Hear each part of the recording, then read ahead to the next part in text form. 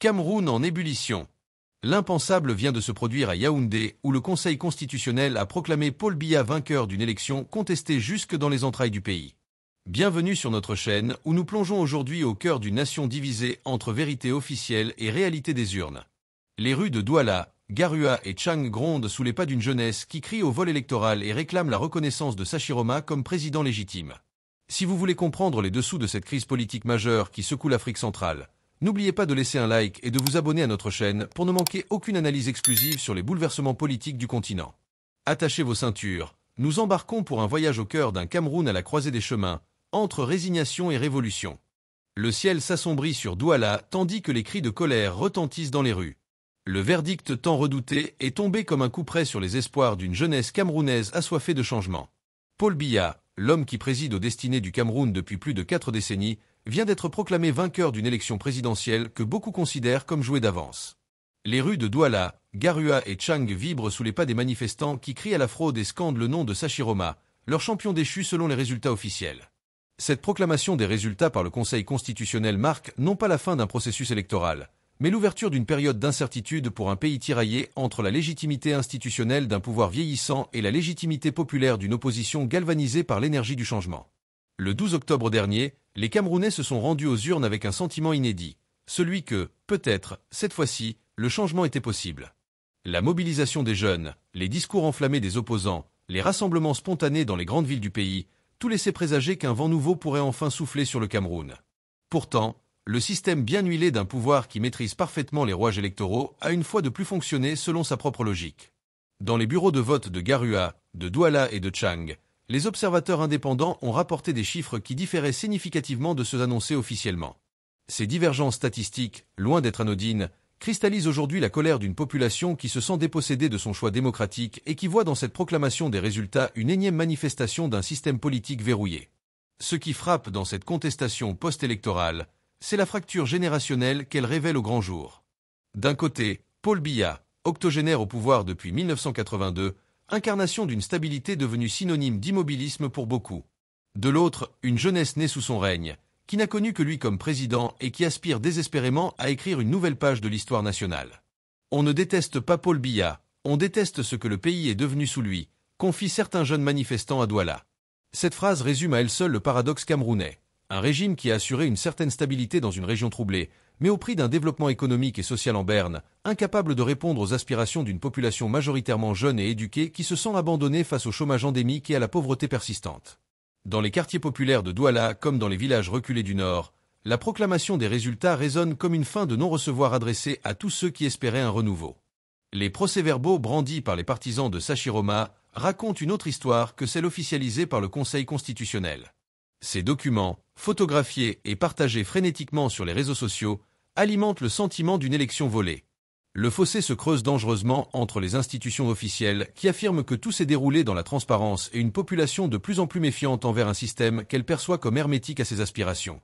Cette défiance populaire envers les institutions pose la question fondamentale de la légitimité d'un pouvoir qui semble avoir perdu le contact avec sa base sociale, particulièrement dans les grandes villes du pays. Les manifestations qui ont éclaté dans plusieurs villes du pays ne sont pas seulement l'expression d'une colère circonstancielle liée aux résultats de cette élection.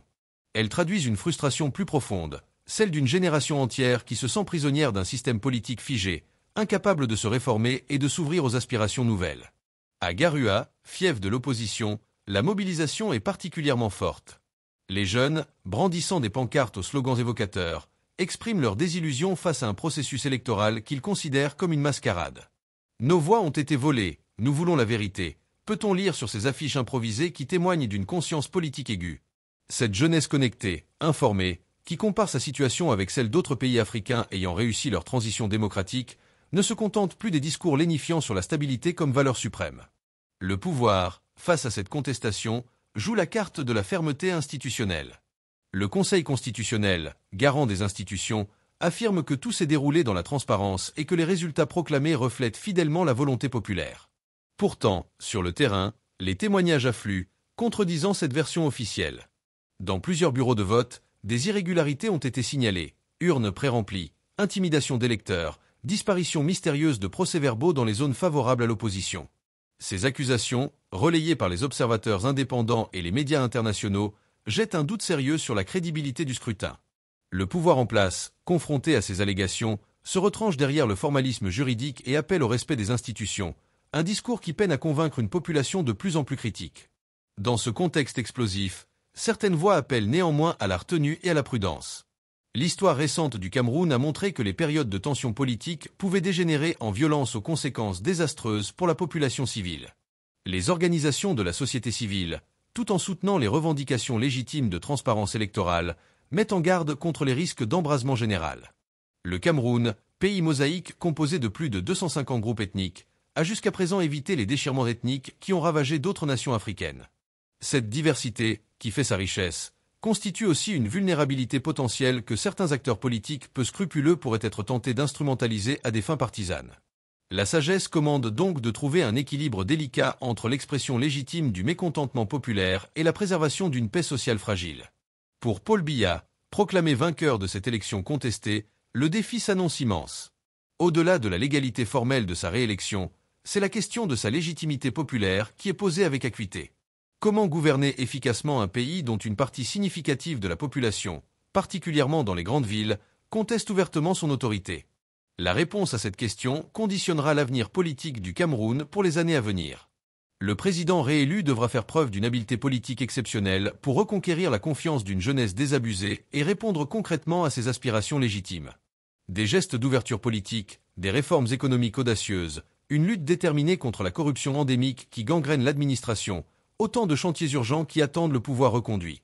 Au-delà des enjeux politiques immédiats, cette élection contestée révèle une mutation profonde de la société camerounaise. Les façades des immeubles d'Abidjan reflètent les dernières lueurs du jour, tandis que les partisans d'Alassane Ouattara célèbrent dans les rues une victoire écrasante que l'opposition qualifie déjà de mascarade électorale.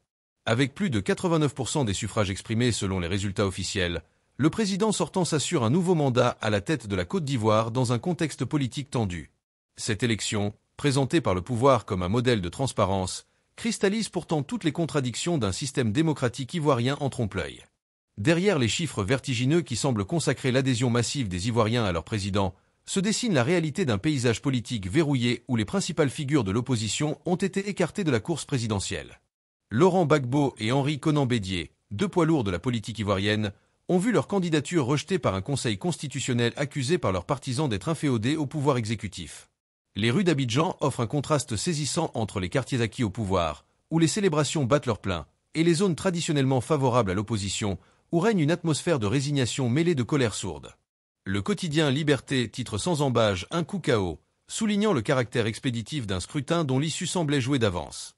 Les supporters du président réélu se félicitent néanmoins du déroulement relativement pacifique des opérations électorales, un progrès notable par rapport au scrutin de 2010 et 2020 qui avait plongé le pays dans des violences post-électorales meurtrières. Il n'y a pas eu de dégâts majeurs, contrairement à ce que certains redoutaient, confie un partisan d'Ouattara, visiblement soulagé que le pays ait évité un nouveau bain de sang. Cette relative accalmie témoigne peut-être moins d'une acceptation populaire des résultats que d'un certain fatalisme face à un système électoral perçu comme hermétique à toute alternance véritable. L'opposition, quant à elle, dénonce avec véhémence ce qu'elle considère comme une parodie de démocratie. Jean-Louis Billon, figure emblématique du PDCI, le parti historique fondé par Félix Houphouët-Boigny, ne mâche pas ses mots. Ce que nous avons vécu n'est pas une élection digne de ce nom, mais un simulacre destiné à légitimer la confiscation du pouvoir par un clan. Il pointe notamment du doigt le faible taux de participation, estimé à moins de 40%, qui relativise considérablement la victoire écrasante proclamée par le camp présidentiel. Ce désintérêt massif des électeurs ivoiriens pour un scrutin dont l'issue paraissait jouée d'avance constitue peut-être le véritable message politique de cette élection. Celui d'une population qui ne croit plus en la capacité du système électoral actuel à refléter fidèlement ses aspirations profondes et à permettre une alternance pacifique au sommet de l'État. Simone Gbagbo, l'ex-épouse de Laurent Gbagbo qui s'est présentée sous sa propre bannière après avoir rompu politiquement avec son ancien mari, a recueilli un modeste score de 2,4% des suffrages. Figure controversée de la politique ivoirienne, elle a pris acte des résultats tout en dénonçant un système électoral inéquitable et verrouillé. Ces accusations d'intimidation et de violence à l'encontre de ses partisans durant la campagne électorale trouvent un écho troublant dans les rapports des observateurs indépendants, qui ont relevé des irrégularités significatives dans plusieurs bureaux de vote, particulièrement dans les bastions traditionnels de l'opposition. Ces témoignages, corroborés par des vidéos largement partagées sur les réseaux sociaux, jettent une ombre persistante sur la crédibilité d'un scrutin que le pouvoir s'efforce de présenter comme exemplaire aux yeux de la communauté internationale. La communauté internationale, justement, observe avec une certaine circonspection cette nouvelle démonstration de force électorale d'Alassane Ouattara. Si les chancelleries occidentales et les organisations régionales ont salué le déroulement globalement pacifique du scrutin, elles se gardent bien de se prononcer sur sa sincérité. Cette prudence diplomatique traduit un malaise évident face à une situation politique ivoirienne qui s'apparente de plus en plus à une démocratie de façade. La France, ancienne puissance coloniale qui entretient des relations étroites avec la Côte d'Ivoire, se trouve particulièrement embarrassée, tiraillée entre son attachement déclaré aux principes démocratiques et ses intérêts économiques et stratégiques dans ce pays qui reste un partenaire privilégié en Afrique de l'Ouest. Cette ambivalence de la communauté internationale contribue indirectement à légitimer un système politique qui, sous les apparences formelles de la démocratie, organise en réalité la perpétuation d'un pouvoir de plus en plus personnalisé. Le bilan humain de cette élection, bien que moins lourd que lors des scrutins précédents, n'en demeure pas moins préoccupant. Selon des sources officielles, 8 personnes ont perdu la vie dans des violences liées au scrutin, principalement dans des localités du sud et de l'ouest du pays, régions traditionnellement favorables à Laurent Gbagbo. Ces drames humains, souvent relégués au second plan dans les analyses politiques, rappellent crûment le prix du sang que continue de payer la population ivoirienne à chaque rendez-vous électoral. Derrière les discours lénifiants sur la maturité démocratique et la résilience du peuple ivoirien se cache la réalité brutale d'une société profondément divisée, où les fractures politiques recoupent dangereusement les clivages ethniques, religieux et régionaux hérités de l'histoire coloniale et post-coloniale du pays. Pour Alassane Ouattara, cette réélection triomphale ouvre théoriquement la voie à l'achèvement de son projet politique et économique pour la Côte d'Ivoire. Ancien haut fonctionnaire du FMI, il a placé le développement économique au cœur de son action, avec des résultats impressionnants en termes de croissance du PIB. Sous sa présidence, la Côte d'Ivoire a connu une période de prospérité macroéconomique inédite, avec des taux de croissance parmi les plus élevés d'Afrique. Les gratte-ciel d'Abidjan, les infrastructures modernes qui se multiplient dans la capitale économique, témoignent de ce dynamisme retrouvé après des années de crise.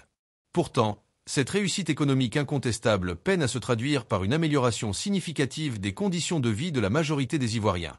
La pauvreté reste endémique dans les campagnes, le chômage frappe durement la jeunesse urbaine, et les inégalités sociales se creusent dangereusement, alimentant un ressentiment sourd qui pourrait, à terme, menacer la stabilité chèrement acquise. Le paradoxe ivoirien réside précisément dans cette contradiction apparente entre une réussite économique célébrée par les institutions financières internationales et une démocratie politique qui semble tourner à vide. Comment expliquer qu'un pays présenté comme un modèle de développement économique en Afrique soit incapable d'organiser une compétition électorale ouverte et transparente ?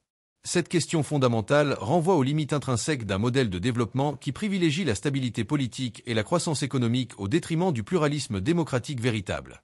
Alassane Ouattara, formé à l'école du pragmatisme économique occidental, semble avoir fait le pari que la prospérité matérielle finira par réconcilier les Ivoiriens avec un système politique qui, pour l'heure, exclut de facto une partie significative de la population de la représentation nationale. Ce pari risqué néglige la soif de dignité politique et de reconnaissance identitaire qui anime de larges segments de la société ivoirienne. La jeunesse ivoirienne, qui représente plus de 60% de la population, observe avec un mélange de scepticisme et de résignation cette nouvelle démonstration de la permanence du système. Née après les indépendances, cette génération aspire à une gouvernance plus inclusive, plus transparente, plus respectueuse de la diversité du pays. Les réseaux sociaux lui offrent des espaces d'expression que les médias traditionnels, largement contrôlés par le pouvoir, ne peuvent lui garantir. Sur Facebook, Twitter et TikTok, les jeunes Ivoiriens débattent passionnément de l'avenir de leur pays, critiquent ouvertement le système politique en place et imaginent des alternatives.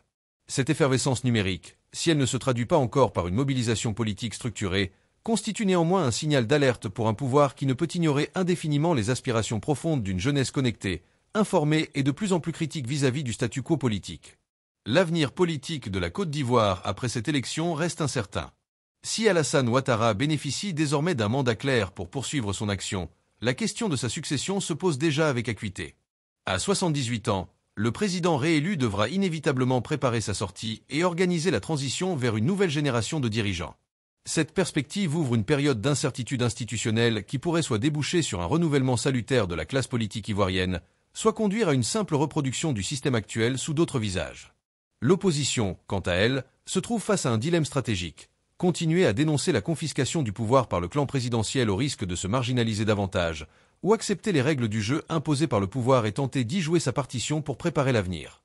De sa capacité à résoudre cette équation dépendra largement l'évolution du paysage politique ivoirien dans les années à venir. Cette élection présidentielle ivoirienne, au-delà de ses résultats sans surprise, révèle les limites d'un modèle démocratique de façade qui peine à concilier stabilité politique, développement économique et pluralisme véritable. Elle interroge plus largement la nature même de la démocratie en Afrique contemporaine, souvent réduite à ses aspects formels, tenue régulière d'élections, existence d'institutions représentatives, sans que soit véritablement garantie la possibilité d'une alternance pacifique au sommet de l'État. Le cas ivoirien illustre de manière emblématique ce divorce croissant entre l'égalité formelle et légitimité substantielle qui caractérise de nombreux régimes africains. Pour surmonter cette contradiction fondamentale, la Côte d'Ivoire devra inventer un nouveau contrat social et politique qui permette d'articuler harmonieusement les exigences parfois contradictoires de la croissance économique, de la stabilité sociale et du pluralisme démocratique. C'est à cette condition que le pays pourra pleinement valoriser son potentiel exceptionnel et offrir à sa jeunesse ambitieuse les perspectives d'avenir qu'elle mérite. L'horloge constitutionnelle béninoise vient de sonner, et son carillon résonne comme un glas pour l'opposition. Le verdict est tombé, implacable. Le principal parti d'opposition, les démocrates, ne participera pas à l'élection présidentielle d'avril 2026. La Cour constitutionnelle a validé la liste provisoire des candidats, écartant définitivement Renaud Agbodjo et son colistier pour insuffisance de parrainage valide. Cette décision, qui exclut du jeu électoral la principale force d'opposition au président Patrice Talon, jette une ombre inquiétante sur l'avenir de la démocratie béninoise, autrefois considérée comme un modèle en Afrique de l'Ouest. Derrière l'apparente technicité du motif invoqué, un député sur les 28 requis ayant retiré son parrainage, se dessine la réalité d'un système politique de plus en plus verrouillé, où les conditions de participation au jeu démocratique semblent taillées sur mesure pour favoriser le pouvoir en place et marginaliser ses opposants. Le Bénin, qui s'était forgé une réputation enviable de vitrine démocratique en Afrique depuis sa conférence nationale souveraine de 1990, voit ainsi s'éroder progressivement les acquis de 3 décennies de pluralisme politique. L'introduction du système de parrainage, présenté initialement comme un moyen de rationaliser l'offre politique et d'éviter la multiplication des candidatures fantaisistes, s'est transformée en un redoutable instrument d'exclusion politique. Pour participer à l'élection présidentielle, les candidats doivent désormais réunir les parrainages d'au moins 16% des députés et maires du pays. Or, dans un contexte où l'Assemblée nationale est largement dominée par les partis favorables au président Talon, cette exigence se révèle être une barrière quasi infranchissable pour l'opposition. La mésaventure de Renaud Agbodjo, avocat respecté et figure montante de l'opposition, illustre parfaitement ce mécanisme d'exclusion. Un seul député dissident au sein de son propre parti a suffi à ruiner ses espoirs de candidature. La réaction de l'intéressé, empreinte de dignité et de retenue, témoigne d'une culture politique béninoise encore marquée par le sens de la responsabilité et le refus de la violence. En tant que praticien du droit et attaché à la légalité, je suis bien obligé, malgré moi, de prendre acte de la décision de la Cour constitutionnelle, a déclaré Renaud Agbodjo quelques heures après l'annonce du verdict. Reconnaissant avoir été victime de dysfonctionnements internes à son parti politique et des adversités coupables, il a néanmoins appelé ses partisans à ne poser aucun acte de violence ou de représailles afin de préserver la paix sociale et la concorde. Cette attitude responsable, si elle honore l'homme politique, ne doit pas masquer la gravité de la situation. Un parti représentant une part significative de l'électorat béninois se trouve exclu de la compétition présidentielle pour des raisons essentiellement techniques, privant ainsi de nombreux citoyens de la possibilité de voter pour leur représentant naturel. Pour comprendre la portée de cette exclusion, il faut la replacer dans le contexte politique béninois actuel. Depuis l'arrivée au pouvoir de Patrice Talon en 2016, le pays a connu une dérive autoritaire progressive que de nombreux observateurs qualifient des autoritarismes légal. Homme d'affaires prospère reconverti en politique, Talon avait pourtant promis de ne briguer qu'un seul mandat, avant de se raviser et de modifier la Constitution pour lui permettre de se maintenir au pouvoir. Sous sa présidence, le paysage politique s'est considérablement rétréci. Les élections législatives de 2019 n'ont vu concourir que 2 listes, toutes 2 favorables au pouvoir, tandis que les principales formations d'opposition étaient exclues pour non-conformité avec le nouveau code électoral. Les élections locales de 2020 ont confirmé cette tendance, avec une représentation minimale de l'opposition dans les conseils municipaux. Cette réduction drastique du pluralisme s'accompagne d'une répression croissante contre les voix dissidentes, journalistes intimidés, activistes politiques poursuivis en justice, manifestations interdites ou violemment dispersées. L'ironie tragique de cette situation réside dans le fait que le Bénin était précisément célébré, il y a encore quelques années, comme un exemple rare de transition démocratique réussie en Afrique. Le pays avait connu en 1990 la première conférence nationale souveraine du continent, un processus original et pacifique qui avait permis de sortir de la dictature marxiste-léniniste de Mathieu Kérékou et d'instaurer un régime démocratique pluraliste. Pendant plus de 2 décennies, le Bénin a vécu au rythme d'alternance pacifique au sommet de l'État. Nicéphore Soglo, 1991 à 1996, Mathieu Kérékou revenu au pouvoir par les urnes, 1996 à 2006, Yayi Boni, 2006 à 2016, puis Patrice Talon à partir de 2016. Cette vitalité démocratique, saluée internationalement, a longtemps contrasté avec l'instabilité politique chronique qui caractérisait de nombreux autres pays de la région. Le Bénin semblait avoir trouvé un équilibre institutionnel permettant à la fois l'expression du pluralisme politique et la stabilité gouvernementale, une combinaison rare sur le continent africain. Cette tradition démocratique béninoise, aujourd'hui menacée, s'enracinait dans une culture politique spécifique valorisant le dialogue, le compromis et le respect des règles institutionnelles. La Conférence nationale de 1990, présidée par Mgr Isidore de Souza, avait instauré un précédent remarquable en matière de résolution pacifique des conflits politiques. Les élites béninoises, malgré leurs divergences idéologiques profondes, avaient su trouver un modus vivendi permettant l'expression démocratique sans mettre en péril la cohésion nationale. Cette culture du consensus, héritée en partie des traditions précoloniales mais aussi forgée dans l'adversité des luttes contre le colonialisme puis contre la dictature, constituait un capital politique précieux que l'évolution récente du pays semble dilapider à grande vitesse. La marginalisation systématique de l'opposition, illustrée par l'exclusion des démocrates de la prochaine élection présidentielle, témoigne d'une rupture profonde avec cette tradition béninoise de dialogue inclusif et d'acceptation du pluralisme. Pour les prochaines élections présidentielles d'avril 2026, il ne reste désormais que 2 candidatures en lice, celle du ministre d'État Oswald Domki, avec pour colistière la vice-présidente sortante Mariam Chabitalata, représentant le camp présidentiel, et celle de Paul Ungpei, du parti Force Cori pour un Bénin émerge, FCBE, accompagné de son colistier. Cette configuration minimaliste illustre la contraction dramatique du champ politique béninois sous la présidence Talon. Le FCBE, théoriquement dans l'opposition, est largement perçu comme une formation accommodante à l'égard du pouvoir, ayant conclu un accord politique avec la majorité présidentielle pour sécuriser ses parrainages. Cette alliance tactique, si elle a permis au FCBE de rester dans le jeu électoral, suscite des interrogations légitimes sur son indépendance réelle vis-à-vis du pouvoir en place. Dans ces conditions, l'élection présidentielle de 2026 risque fort de se résumer à un plébiscite en faveur du candidat adoubé par Patrice Talon, sans véritable compétition politique digne de ce nom. Les conséquences de cette réduction drastique du pluralisme politique s'étendent bien au-delà du simple calendrier électoral. C'est la nature même du régime béninois qui se trouve progressivement transformée, passant d'une démocratie pluraliste à un système semi-autoritaire où les apparences formelles de la démocratie, élections régulières, institutions représentatives, séparation des pouvoirs, masquent une réalité de plus en plus monolithique. Cette évolution préoccupante s'inscrit malheureusement dans une tendance régionale plus large. Plusieurs pays d'Afrique de l'Ouest, autrefois engagés sur la voie de la démocratisation, connaissent aujourd'hui des régressions similaires, avec un rétrécissement de l'espace civique, une instrumentalisation des institutions judiciaires et une personnalisation croissante du pouvoir. Le Bénin, qui s'enorgueillissait d'être une exception positive dans ce paysage troublé, semble aujourd'hui rejoindre le lot commun des démocraties de façade, où le respect des formes juridiques sert à légitimer des pratiques fondamentalement antidémocratiques. La communauté internationale observe avec une préoccupation croissante cette dérive autoritaire d'un pays longtemps considéré comme un partenaire fiable et un modèle de gouvernance démocratique en Afrique. Les organisations régionales comme la CEDEAO et l'Union africaine, pourtant promptes à condamner les coups d'État militaires, se montrent curieusement timides face à ces coups d'État constitutionnels qui, sous couvert de l'égalité formelle, vident la démocratie de sa substance. Les partenaires occidentaux du Bénin, notamment la France et l'Union européenne, semblent également hésitants à critiquer ouvertement un régime qui, par ailleurs, maintient une stabilité macroéconomique appréciable et poursuit des réformes structurelles saluées par les institutions financières internationales. Cette tenue diplomatique, motivée par des considérations géostratégiques et économiques, contribue indirectement à légitimer un processus d'érosion démocratique qui, à terme, pourrait menacer la stabilité même du pays. Pour l'opposition béninoise, l'exclusion de la course présidentielle constitue un coup terrible qui la contraint à repenser fondamentalement sa stratégie politique.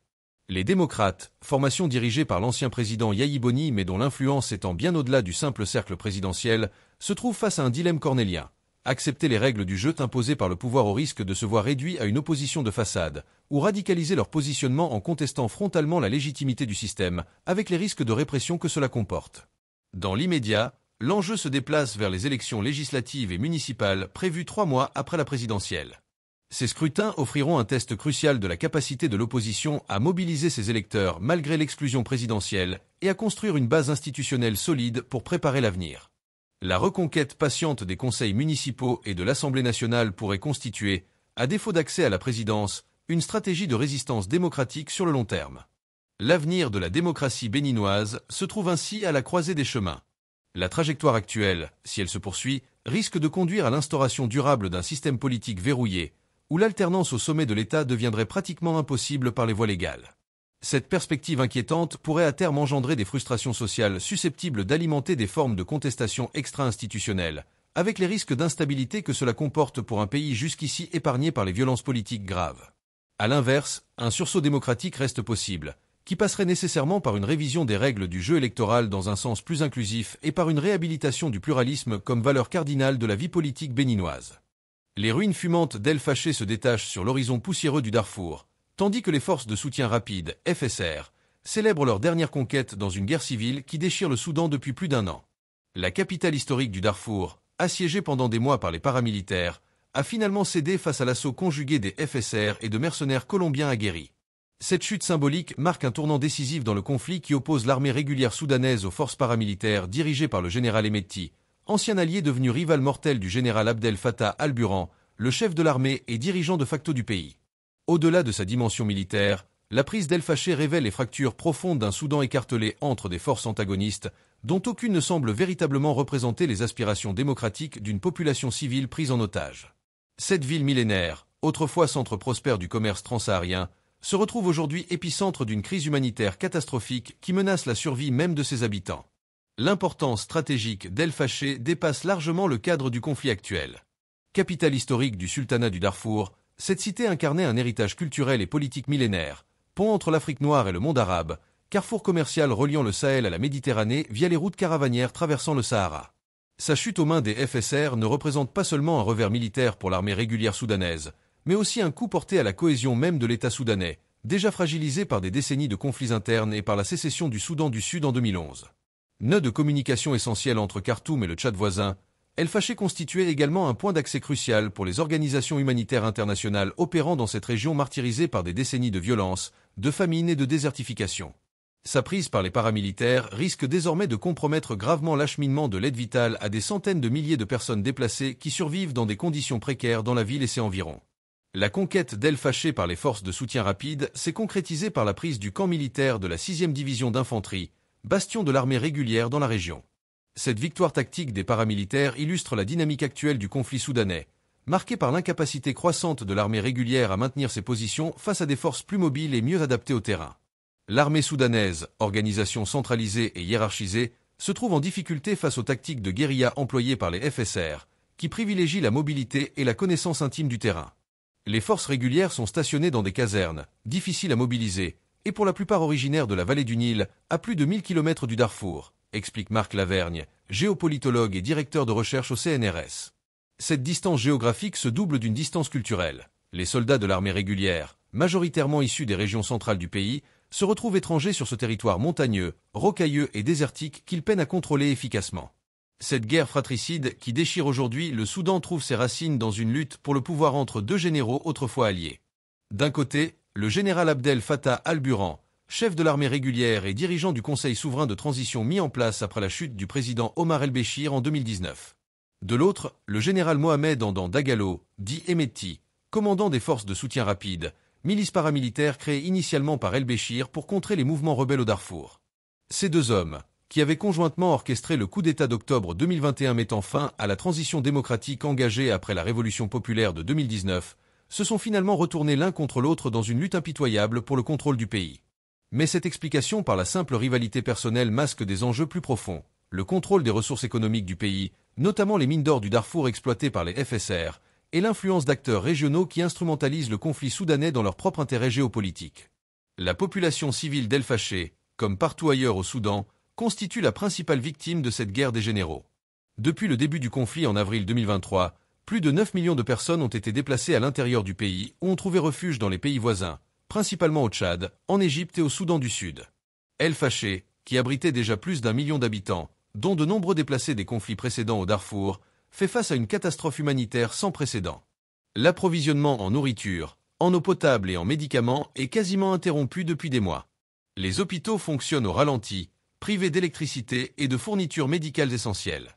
Les organisations humanitaires internationales, qui opéraient depuis le Tchad voisin, voient leurs convois bloqués par les combats ou détournés par les belligérants. Nous arrivons au terme de cette analyse d'une situation explosive qui pourrait redessiner l'avenir politique du Cameroun. Alors que Paul Biya entame un 8e mandat contesté, la fracture générationnelle n'a jamais été aussi profonde entre un pouvoir qui s'accroche aux institutions et une jeunesse qui revendique son droit au changement.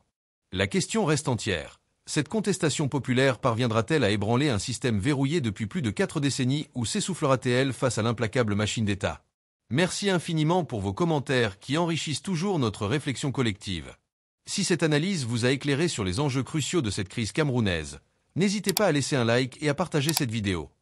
Rendez-vous très prochainement pour décrypter ensemble les prochains chapitres de cette histoire camerounaise qui est loin d'être terminée.